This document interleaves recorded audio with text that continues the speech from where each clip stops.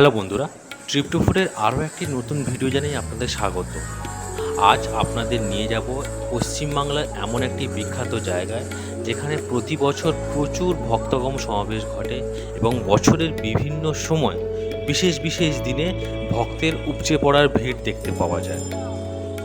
তো আমাদের সাথে থাকুন, ভিডিওটি শেষ পর্যন্ত দেখতে থাকুন এবং চলুন আপনাদের সেই জায়গায় নিয়ে যাই। তো চলুন বন্ধুরা, আজ আপনাদের এমন জায়গায় নিয়ে যাব যার ইতিহাস 300 বছরেরও পুরনো, যেখানে মহাদেব দেবাদিদেব তারকনাথ নামে পূজিত।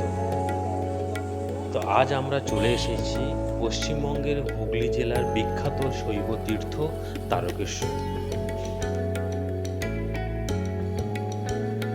পশ্চিমবঙ্গ রাজ্য সরকারের তারকেশ্বর শ্রাবণী মেলাকালে মন্দির এলাকা আশেপাশে তাঁবু, খাবারের স্টল, বিশ্রাম ও ভাণ্ডারের ব্যবস্থা করে।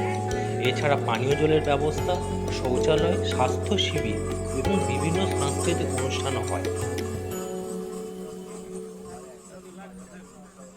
শেওড়াফুলি থেকে তারকেশ্বর পর্যন্ত ভক্তরা পায়ে হেঁটে শ্রাবণ মাসের সোমবার বাবা তারকনাথের গর্ভগৃহে জল ঢেলে জলাভিষেক করে। পশ্চিমবঙ্গের হুগলি জেলার তারকেশ্বর শহরে শ্রাবণ মাসে অনুষ্ঠিত হয় 1 মাস ব্যাপী হিন্দু তীর্থোৎসব ও তারকেশ্বর শ্রাবণী মেলা।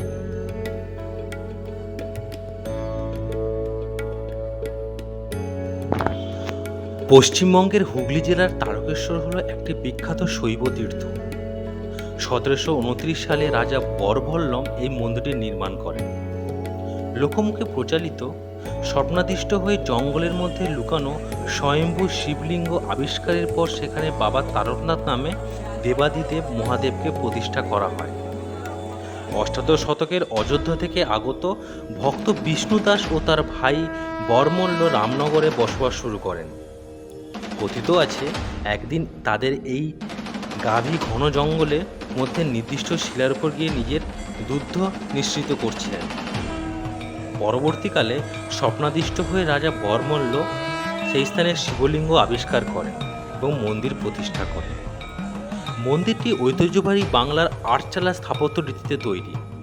শিব মন্দিরের উত্তর দিকে একটি পবিত্র জলাশয় রয়েছে যা দুধপুকুর নামে পরিচিত। ভক্তরা বিশ্বাস করেন এই পুকুরে ডুব দিয়ে স্নান করলে তাদের সব মনস্কামনা পূর্ণ হয়। শ্রাবণ মাসের শিবরাত্রি ও চৈত্র সংক্রান্তিতে এখানে লক্ষাধিক ভক্তের সমাগম ঘটে।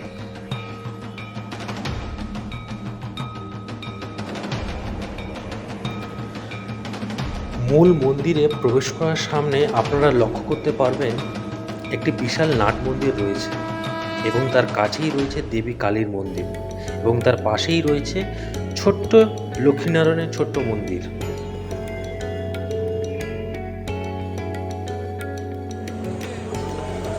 মন্দিরের উত্তর দিকে অবস্থিত পবিত্র দুধপুকুরে স্নান করলে ভক্তদের মনের সমস্ত রকম মনস্কামনা ও প্রার্থনা পূর্ণ হয় বলে মানুষের দৃঢ় বিশ্বাস রয়েছে। তাই ভক্তদের বিশ্বাস বাবা তারকনাথের কৃপায় কঠিন রোগব্যাধি ও জীবনের নানা বাধা বিপত্তি দূর হয়ে যায়। পুরাণ বা শাস্ত্রীয় মতে তারকেশ্বরে তারকনাথ মন্দির সনাতন ধর্মের মূল দ্বাদশ জ্যোতির্লিঙ্গের অন্তর্ভুক্ত নয়। এটি একটি স্বয়ম্ভু লিঙ্গ এবং দক্ষিণবঙ্গে অত্যন্ত মহিমান্বিত একটি প্রধান শৈব তীর্থ। তবে লোকমুখে ও কিছু পর্যটন সূত্রে একে অনেক সময় বিশেষ জ্যোতির্লিঙ্গগুলোর অন্যতম হিসেবে উল্লেখ করা হয়।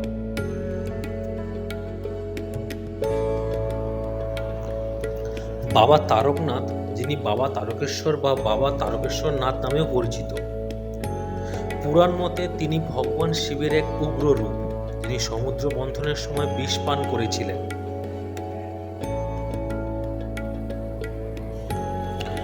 প্রায় সারা বছরই এই মন্দিরে তীর্থযাত্রীদের ভিড় লেগেই থাকে। বিশেষত সোমবারে এই মন্দিরে বেশি তীর্থযাত্রী সমাগম হয়। ফাল্গুন মাসে শিবরাত্রি ও চৈত্র মাসে গাজন উৎসবে প্রচুর তীর্থযাত্রী তারকেশ্বরে আসেন। শ্রাবণ মাসে শৈবদের কাছে বিশেষ পবিত্র মাস। এই মাসের সোমবারগুলিতেও তারকেশ্বরে প্রচুর তীর্থযাত্রী আসেন। তো বন্ধুরা, এতক্ষণ শুনলেন আপনারা তারকেশ্বরের ছোট্ট একটি গল্প। তো সেখানে কিভাবে যেতে হয় সেটাও আপনাদের জানিয়ে রাখি। তারকেশ্বরে যাওয়ার জন্য রাস্তায় বাস অপশান তো রয়েছে, তবে আমরা বলবো ট্রেনে যাওয়াটা সবথেকে বেশি লাভদায়ক হবে এবং কম সময়ে আপনি যেতে পারবেন। হাওড়া থেকে আপনি ট্রেন ধরে সোজা তারকেশ্বর লোকাল ধরে আপনি তারকেশ্বরে নামতে পারবেন। 1 ঘন্টা, আধা ঘন্টা, 45 মিনিট মতো করে আপনি ট্রেন পেয়ে যাবে। এছাড়া কেউ যদি শেওড়াফুলি হয়ে যেতে পারেন, সেখান থেকেও আপনারা বাস ট্রেন অপশন পেয়ে যাবেন। তো বন্ধুরা, এই ছিল তারকেশ্বরের একটি ছোট্ট একটি গল্প। ভিডিওটি কেমন লাগলো তা আপনারা কমেন্টের মাধ্যমে জানান। লাইক বাটন ক্লিক করে বন্ধুদের সাথে ভিডিওটি শেয়ার করুন এবং সাবস্ক্রাইব বাটন ক্লিক করে আমাদের সাথে যুক্ত থাকুন, যাতে পরবর্তীকালে আরও নতুন নতুন ভিডিওগুলি পেতে পারেন। ভিডিওটি দেখার জন্য অসংখ্য সকলকে ধন্যবাদ।